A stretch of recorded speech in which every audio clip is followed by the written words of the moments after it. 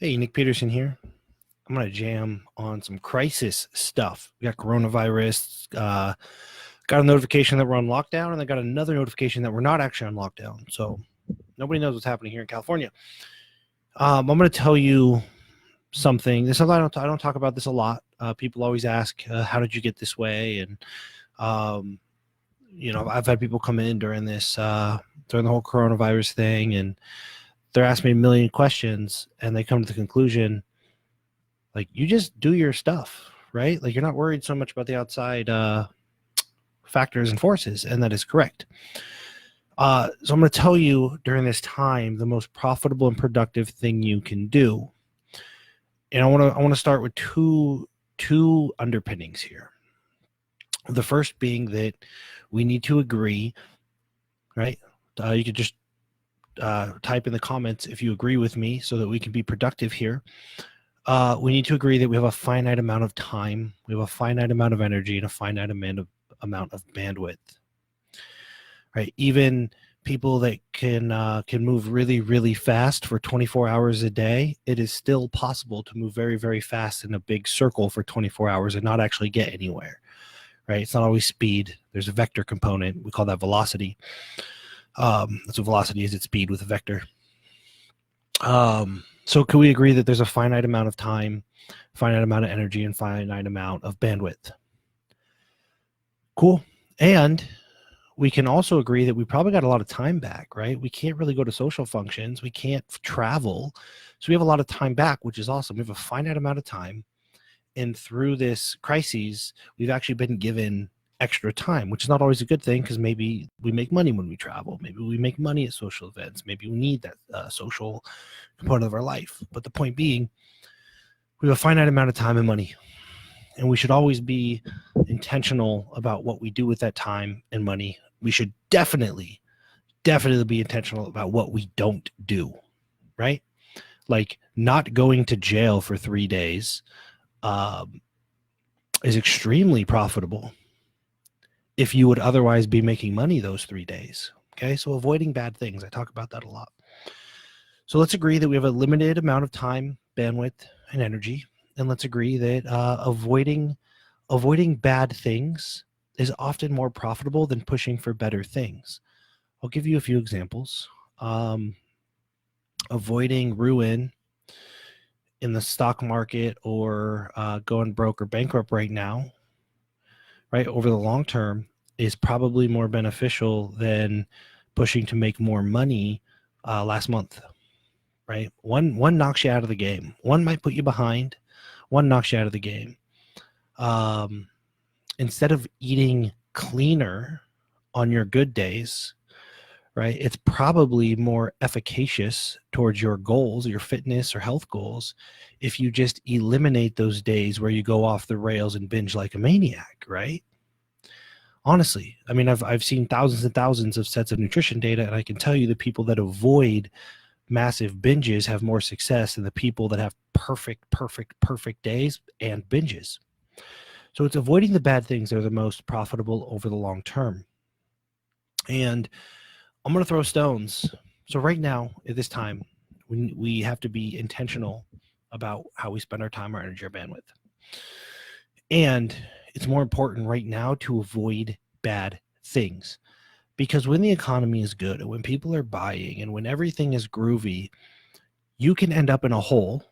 You can make a bad decision, lose $1 million, and if the economy is buying, you can make your $1 million back. You might have to grind your face off, and still would have been better off avoiding the hole, so you didn't have to do all the work to get out of it. But you can recover, right? You can recover. When things are not so good, it's much more difficult to recover. Okay, so avoiding bad things is the most important right now.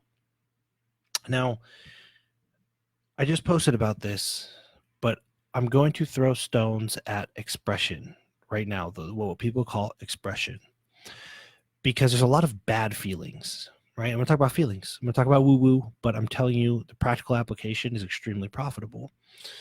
There's a lot of bad feelings. People feel bad. They're not getting the social interaction they need. They're losing money in the stock market. They don't know if they're going to have a job tomorrow. They might have lost their job yesterday. There's a lot of bad feelings.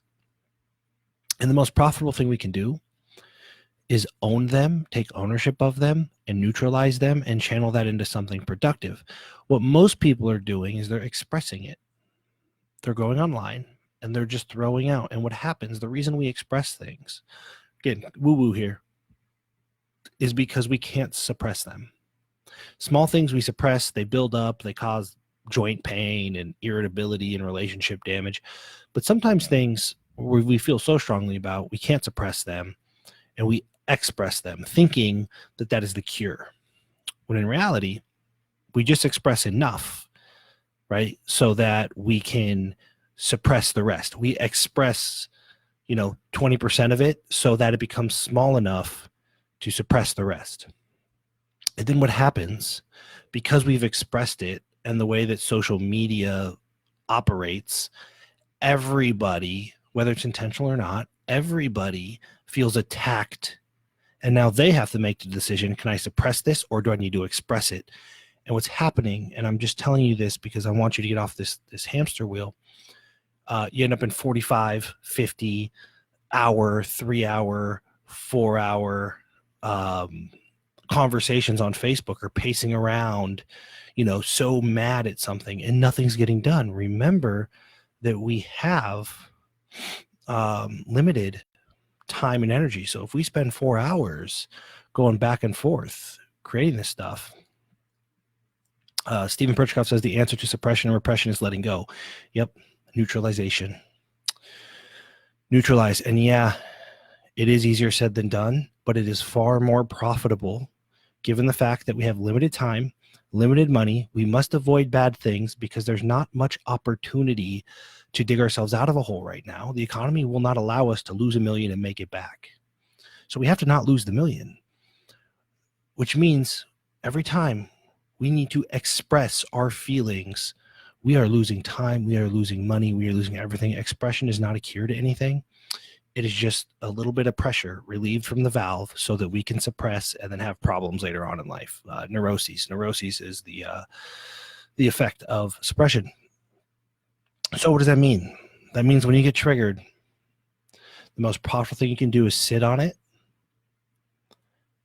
and deal with it, not suppress it, not express and tell the world how angry you are and express your dissatisfaction with whatever is being said, because it creates a cycle.